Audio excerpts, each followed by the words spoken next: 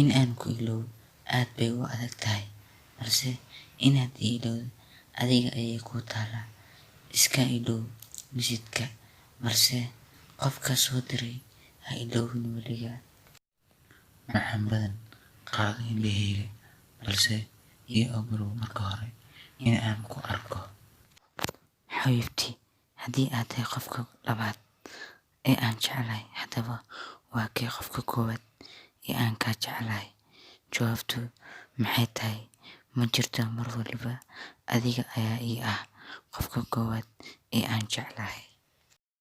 Haddii 100 qof ay ku jeceshahay, waan ka mid ahay. Haddii hal qof ku jecel yahayna, kaasi aniga waaye.